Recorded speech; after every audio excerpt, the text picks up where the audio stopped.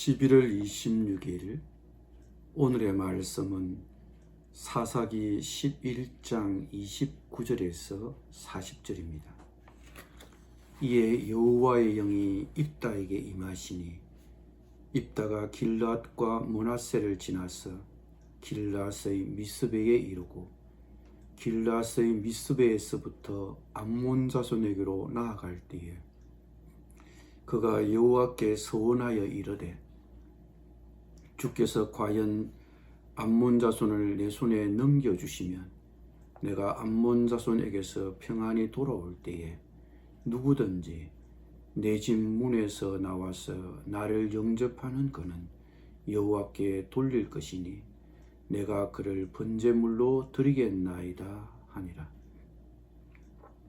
이에 입다가 암몬 자손에게 이르러 그들과 싸우더니 여호와께서 그들을 그의 손에 넘겨주시매 아로엘에서부터 민닛에 이르기까지 20성읍을 치고 또 아벨 그라밈까지 매우 크게 무찌르니 이에 암몬 자손이 이스라엘 자손 앞에 항복하였더라. 입다가 미스바에 있는 자기 집에 이를 때에 보라, 그의 딸이 소고를 잡고 춤추며 나와서 영접하니 이는 그의 무남 동료라. 입다가 이를 보고 자기 옷을 찢으며 이르되 어찌할꼬 내 딸이여, 너는 나를 참담하게 하는 자요 너는 나를 괴롭게 하는 자 중에 하나로다. 내가 여호와를 향하여 입을 열었으니 능히 돌이키지 못하리로다 하니 딸이 그에게 이르되 나의 아버지여, 아버지께서 여호와를 향하여 입을 여셨으니 아버지의 입에서 낸 말씀대로 내게 행하소서. 이는 여호와께서 아버지를 위하여 아버지의 대적 암몬 자손에게 원수를 갚으셨음이니이다 하니라. 또 그의 아버지에게 이르되 이 일만 내게 허락하사 나를 2달만 버려두소서. 내가 내 여자친구들과 산에 가서 나의 처녀로 죽음을 인하여 애곡하겠나이다 하니 그가 이르되 가라 하고 2달을 기한하여 그를 보내니 그가 그 여자친구들과 가서 산 위에서 처녀로 죽음을 인하여 애곡하고 2달 만에 그의 아버지에게로 돌아온지라. 그는 자기가 서원한 대로 딸에게 행하니 딸이 남자를 알지 못하였더라. 이것이 이스라엘의 간섭이 되어 이스라엘의 딸들이 해마다 가서 길앗 사람 입다의 딸을 위하여 나흘씩 애곡하더라. 아멘.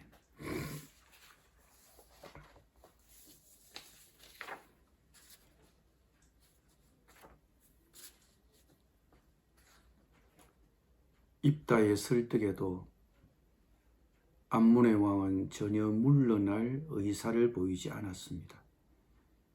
이제는 전쟁으로 승부를 가릴 수밖에 없는 상황까지 왔습니다. 이때 주님의 영이 입다에게 내렸습니다. 입다는 전선을 시찰하며 이스라엘 백성들을 독려했습니다. 전쟁이 임박해지자 입다는 하나님께 한 가지 서원을 했습니다. 하나님이 암몬 자손을 내 손에 넘겨주신다면 내가 암몬 자손을 이기고 무사히 돌아올 때에 누구든지 내 집 문에서 먼저 나를 맞으러 나오는 그 사람은 주님의 것이 될 것입니다. 내가 번제물로 그를 드리겠습니다. 서원을 했습니다. 은총을 주님이 베푸시면 그 은총에 대한 보답을 하겠다는 것입니다. 그러나 말이 서원이지 하나님과 협상을 하겠다는 것입니다. 서원을 하면서 하나님께 조건을 걸었습니다. 하나님이 자신의 소원을 들어주시면 자신도 하나님께 제물을 드리겠다는 것입니다.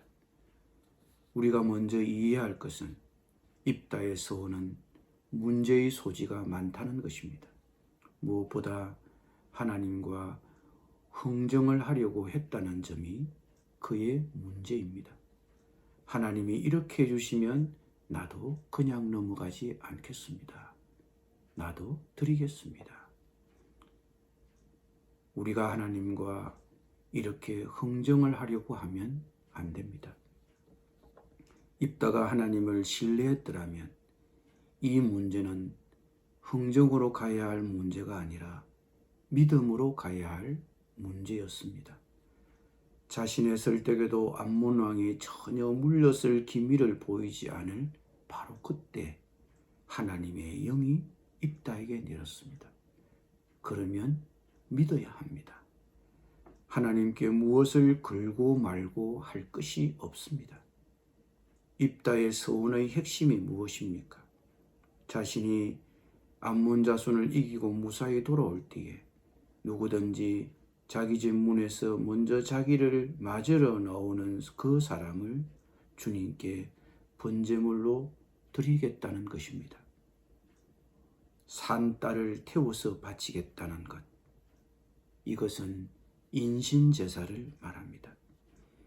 그런데 성경 어디에도 이런 인신제사를 요구한 곳은 없습니다. 그냥 입다는 당시 고대 건동의 이방 문화, 이방 종교의 풍습에서 이런 아이디어를 가져온 것입니다. 그래서 경솔한 약속을 한 것입니다. 그런데 입다가 적군을 무찌르고 대성을 거두고 자기 집으로 돌아올 때 자기의 무남 동료 외동딸이 마중을 나왔습니다.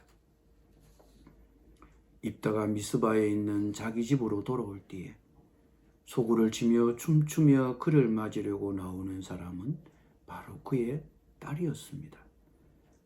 그 딸은 입다의 무남 동료였습니다.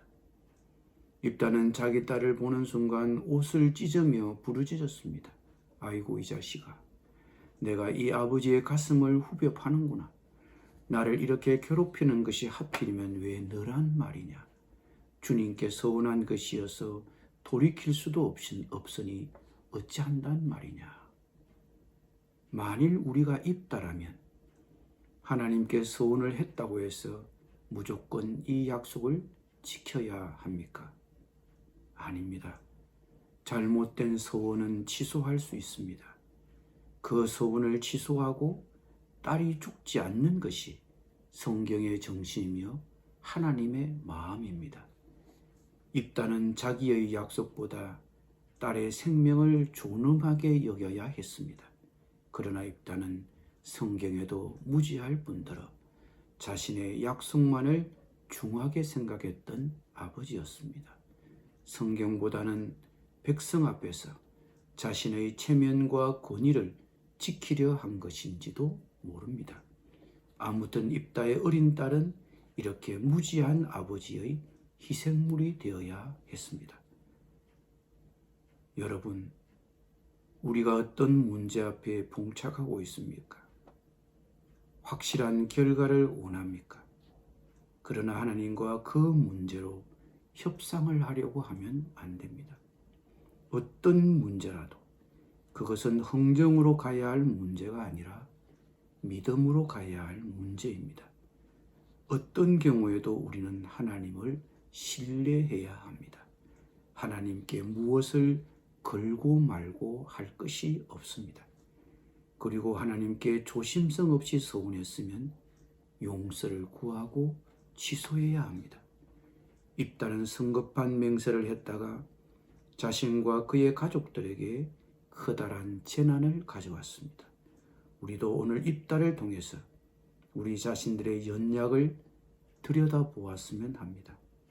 우리의 조심 없는 행동, 조심 없는 말로 인해 자신과 자신의 동료와 가족들에게 위험을 가져올 수 있다는 사실을 명심해야 합니다.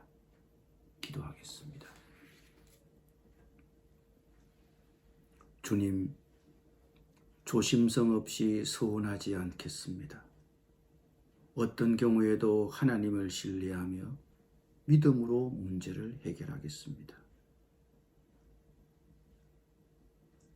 조심성 없이 문제 앞에서 조심성 없이 약속하고 조심성 없이 행동하지 않도록 저의 입술, 저의 행동을 지켜주시옵소서. 예수님의 이름으로 기도드립니다. 아멘.